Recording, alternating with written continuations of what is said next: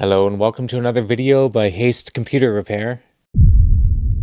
And today's budget PC is fitted into this Corsair 100R Silent Edition PC case, part of the Carbide series, which has this sound dampening material on each of these side panels and on the front panel as well as the top panel. Installed underneath this AMD Wraith stock CPU cooler, we have a Ryzen 5 1600X 6-core 12-thread CPU, and that is the ASUS TUF Gaming GeForce GTX 1660 Super graphics card with 6GB of GDDR6 memory, and it's all fitted onto an ASUS Prime A320M-K motherboard with 16GB of DDR4 2660 MHz RAM by a brand called Kuesuny. And if you haven't heard of that brand, you can rest easy that they do feature SK Hynix chips. To address the elephant in the case is this cable management. I did the best I could with this older power supply pulled from an office PC, which is a 300 watt FSP power supply, still 80 plus bronze certified, and honestly there's nothing wrong with using a power supply like this. In my experience, they're perfectly fine. The graphics card is covering up the NVMe solid state drive I have installed,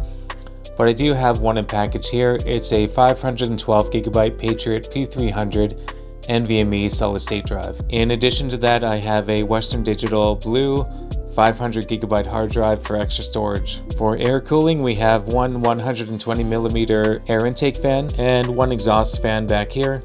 And overall, I'm actually a fan of using this case. I really like it. I not only like the sound dampening material, but I also like the build. It's very functional, no frills attached, and just perfect for a budget PC.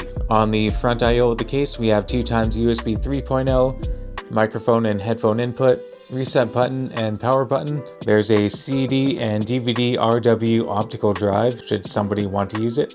The rear I/O of the motherboard features mouse and keyboard PS2 ports, a VGA port, HDMI port. Now we won't be using those display ports because the Ryzen 5 1600X does not have integrated graphics, and we have 4x USB 3.1, 2x USB 2.0, RJ45 Ethernet port, audio in and out, and the back of the 1660 Super features DisplayPort 1.4a, HDMI 2.0, and beyond this black cover is a DVI port. So now that we know what's going on inside of this budget build, let's check out the gaming and benchmark performance.